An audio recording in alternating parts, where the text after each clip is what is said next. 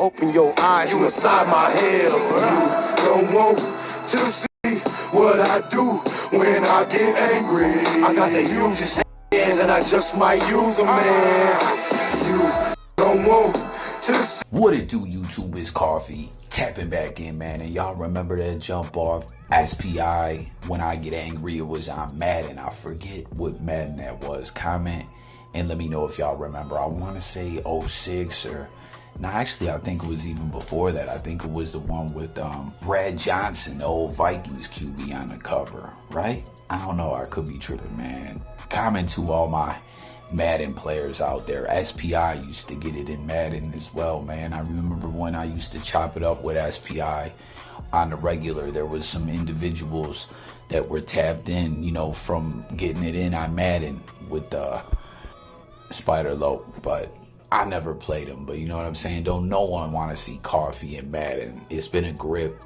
I used to be the truth, man. I was Maddening it up in a major way from like 04 to like 2018, 2019. But the last few years have been wild hectic, and I haven't, you know, been getting back to the Madden. It's all about them defensive hot routes. Remember that. And if you ain't know, now you know. Coffee sharing some game with y'all. Even though I haven't played in the past few years, I got a feeling it ain't that much changed. And if I had a good half hour to fluck around and get back used to the controls, I'd be ready.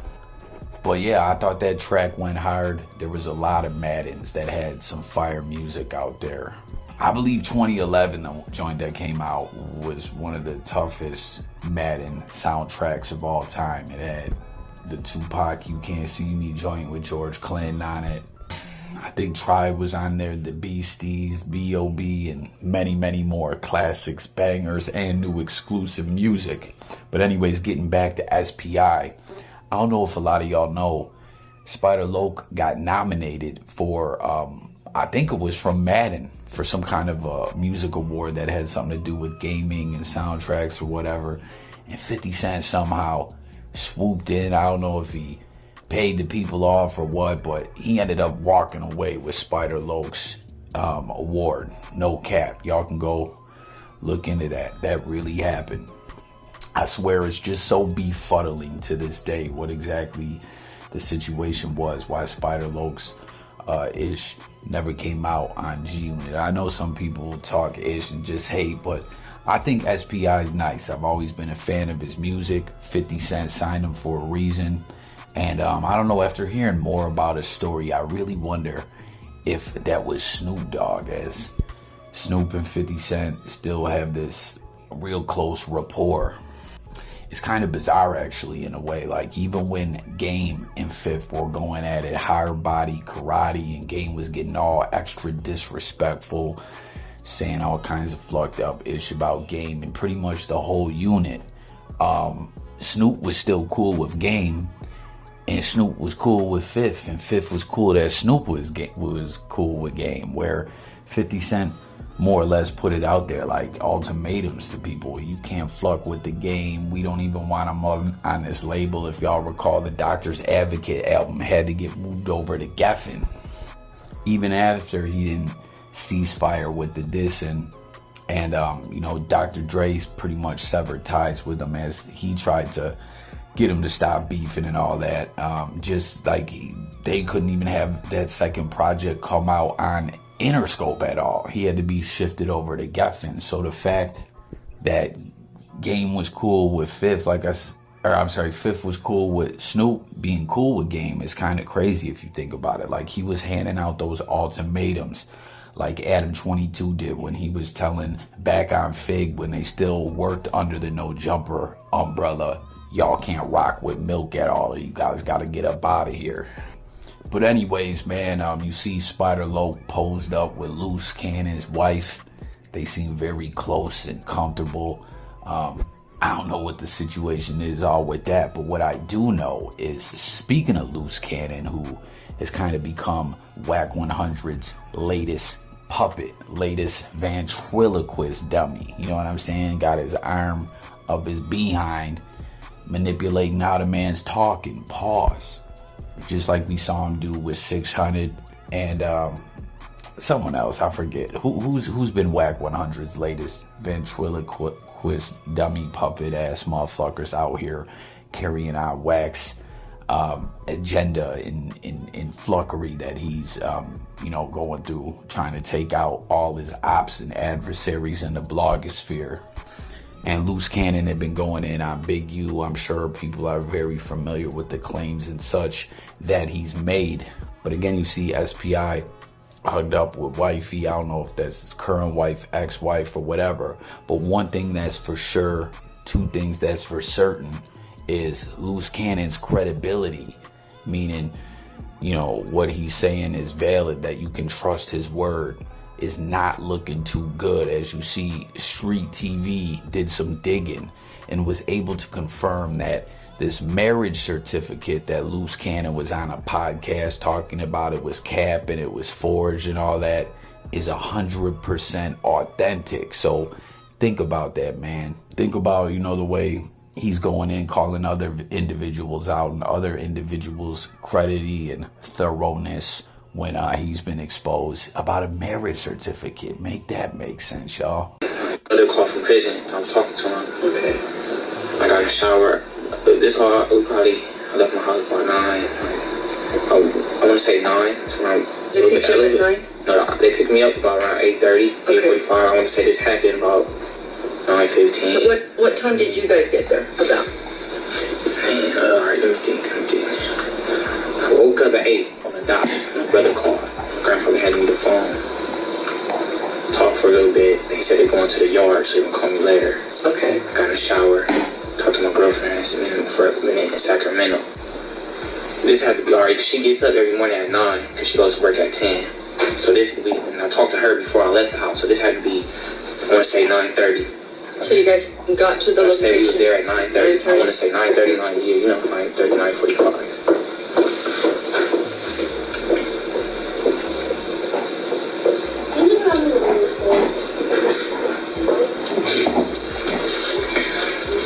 How long were you guys parked? We was parked for 3 to 5 minutes. Okay. And Kevin was driving? Yeah. Kevin hopped out, walked in the gate. I was sitting in the car for a minute. This happened like, I want to say, they said it was following us. It seemed like it was following us. When Kevin parked, he parked, do you know direction? Alright. They shot everything from this side. From the driver's side? Yeah. They all the bullets. Do you know how many people were shooting? No, I didn't even see. I just glanced kind of. I told the detective like it was kind of like an SUV, not a truck, not a car. Did the car stop and park and somebody walked out? No, it just pulled up right on the side. I just see the car right on the side of us. I'm on the glass and just shooting. And I opened the back door. I ran this way and ran on the porch. Because the lady, I want to give you your address, but I don't have her address, but I'll show you the house because she seen me. I was on her porch. But she said, don't move, stay here, don't move. I'm calling 911. And I was just on the porch. So you can give address. Can you just get the part where we off some Playboy Gangster Crip? We meet up right here. Like leaning down or whatever. Okay, so... The car was facing, this is Sawyer, this is Corning. The car was facing that way. On Corning. So, alright, my house, I live on Stanley. We say you coming from Stanley, you cross Los Angeles. Fairfax, cross Los Angeles, coming up Sawyer, you pass McDonald's, the car wash on this side. Right. We made a left on Corning. Okay. Bam, we parked. Okay. Instantly, soon, like 2-3 minutes after, they just pulled up. I'm like, How many shots did you hit? I heard about 6 or 7. I'm not really I'm running for my life, so I can't really tell you the exact number I heard, but it's about that. You think you were? Okay. Like 6 or 7. At this time, Kevin's not in the car no more? No, he's probably halfway inside the building already. Okay, so let me get this. So you guys, they pick you up, you get to, now whose house were you going to? We were just going, we from Playboy, so we just kick it everywhere. We got so were you going to meet somebody there, or? Homies, everybody just meet up on, we off of Playboy, so we all meet up on Corning, next to the street. Right, okay. Man, big sad, exposed interrogation room, not looking good. It's always wild when this kind of ish comes out, like when 1090 Jake exposed Pino's interrogation room, then Boston Richie. I don't know, it's a different era we live in. the streets, I don't know, you know, things are just different. Individuals are cooperating, and some lie about it, some admit it. I mean, y'all know Jay Coffee talks no gangster. I'm a square. I always make that 100% clear, you know, just to throw that disclaimer out there whenever we're covering this kinds of content and whatnot. But Sad put out this message addressing this. You see Wax getting at him, roasting him about it. You know, will he be able to overcome this like the other cats we just mentioned? Boston Richie, he's trying to navigate his career after being exposed. Big Sad, a lot of momentum. Is this going to kill that momentum? Y'all let me know. But he responded and said, dudes killed a baby and a pregnant lady. Let's start there. I seen exactly who it was, and I seen the car. Don't let that go over your head. 14 years later, try again. And what do y'all think about that? Because, I mean, you can clearly see he's 100% cooperating. And then again, I always tell y'all, like I just said, I'm not a street dude. I'm civilian. You know, if someone robbed my house, I'm making a police report. I don't give a fuck, you know. But when it goes into gang culture in the streets and stuff like that, and that's what's wild about this too. In that clip, you seen that Wack sharing, it was crazy as fuck to hear someone say, get to the part where he's, you know, dropping gang names and stuff like that, and you see him pointing to his tat and telling the police where he's from. It's just kind of a trip to see that in the manuscript, you know, like he's repping his hood to the detective, and like, yeah, this was the street where I'm from. That was a mind fuck, to say the least. But I don't know, you know, someone killed a baby and a pregnant woman. You know, in the gang culture though, you're not supposed to tell at all, right? Like, it don't matter if it's your own mama. If you know, for the real G's out there, am I right? Am I tripping? What do y'all think about this? What is your thoughts? Now, Wack, like I said, is going all the way in. He's talking crazy. He's got the notes, or I'm sorry, the minutes, the paperwork and all that. Detective says, well, an SUV, a small SUV. That's Reggie Williams, aka Big Sad. A small SUV, kind of. I want to say gray or silver. If not, then it had to be like, it wasn't like no bright ass pink or nothing. It was like silverish, grayish. The people of the state of California, yeah, you see the transcription of tape recorded interview with Reggie Williams, also known as Big Sad. And I don't know, he definitely cooperated and gave the police the info they needed to help in this conviction.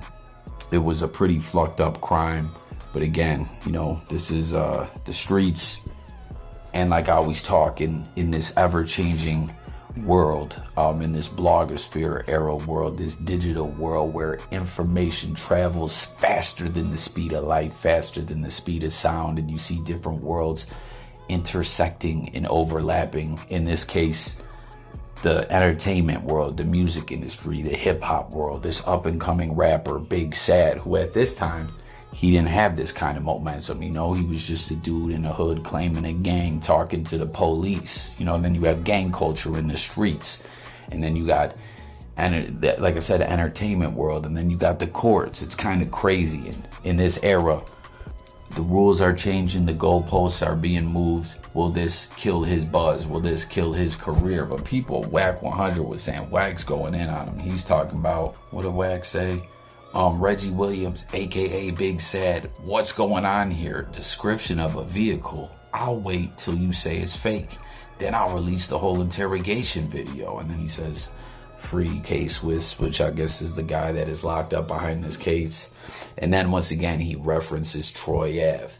This is why the streets is a myth, Troy Ave voice. First he said he didn't tell when he thought I couldn't get the work or the video. Now he's gangbanger looking for sympathy on why he told. Nah, partner, you knew the rules. What he say, gangbanger? Then he wants to be a gangbanger looking for sympathy on why he told. Nah, partner, you knew the rules, Big Sad. Like you said, your homies ain't gonna do nothing about it, right? So I don't know, there you have it. And like I said, it's so crazy. Comment your thoughts on that situation. But then we also got Wack and Big U and all this ish. It's crazy, man. what more can I say? Wack wrapped up in every situation going on at all times. It's mind blowing, you know, like with this whole Clubhouse 100 initiative, no question. He has a reason why he does it, but seems, you know, as far as promoting artists and building up the Wack 100 character as not just a guy trolling people and promoting artists, being a content creator, and now we see him over there regularly on the No Jumper platform with the Adam and Wack show and everything, but he's just in too much ish, man. He's got too many ops, and then you got the whole CS2 back situation, you know? So comment on that. It is what it is. You know, I don't think the youth understand the meaning of a federal life sentence. I don't think they understand what type of... And also, I forgot to mention too, you see Spider Loc promoting this conversation, Damu and Kiwi Convos. I think that's also on Street TV with Yael, which was the dude that Roddy Ricch was from his hood and was, you know, there was that viral convo with him. I think Wack was actually involved in that one.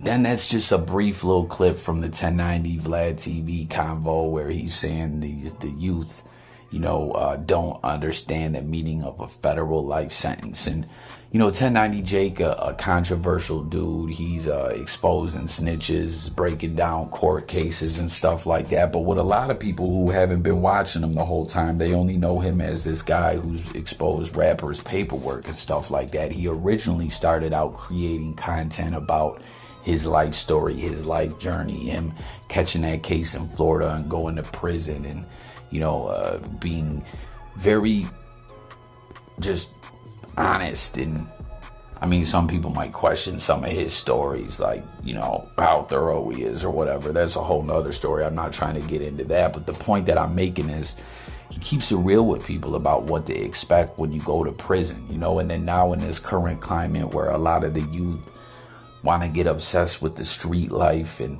you know, Google everything about a certain neighborhood and all the gang lingo and gang signs and start digitally claiming a gang. And then you take it a step further where some of these cats got trust funds or they're spoiled suburban kids and they got a little bit of money to throw around in the blogosphere. And, you know, that's why you see a lot of goofy wannabe rappers who might have some real collabs with some respectable artists who just needed to cash that payday in.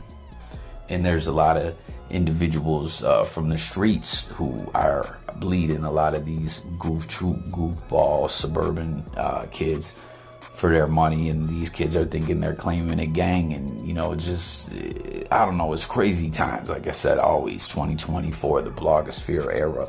Life continues to shift. Society changes in a way like we never seen before.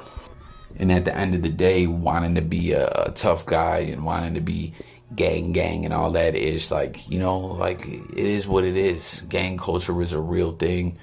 But there's a lot of individuals where this stuff wasn't organic in their life. They weren't born into these circumstances. They weren't around this kind of stuff. It wasn't a part of their story, and they want it to be. And it's like at the end of the day, when it all comes down to it, you know, when you catch a case or whatever, it's easier nowadays for the feds. You see they're throwing RICO cases on rappers, you know, and it's like, you play around on the internet and broadcast yourself committing crimes or wanting to be a wannabe, and like not even just addressing the wannabes. Some individuals that really are about that life or are really around that ish.